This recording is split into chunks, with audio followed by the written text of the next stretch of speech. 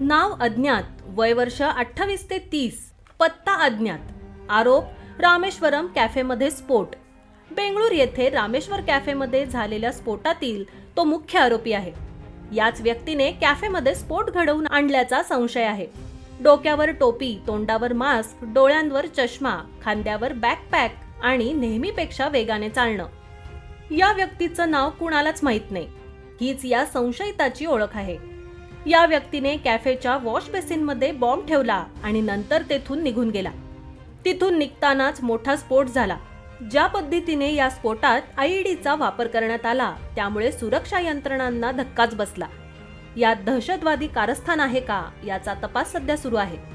ही व्यक्ती शुक्रवारी सकाळी 11:30 वाजता रामेश्वरम कॅफेमध्ये दाखल झाली. 11:38 तो इडली रवा ऑर्डर करतो. त्यानंतर तो हात धुण्यासाठी वॉश बेसिनकडे जातो.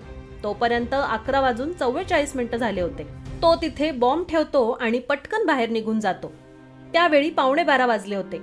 तो बाहेर गेल्यावर 12:56 कॅफेमध्ये मोठा स्फोट झाला. टोपी घातलेल्या या व्यक्तीची छायाचित्रही सीसीटीव्ही फुटेजमध्ये कैद झाली आहेत. कॅफेच्या आत या व्यक्तीने तोंडावर मास्क घातला आहे आणि त्याच्या हातात रवा इडली आहे.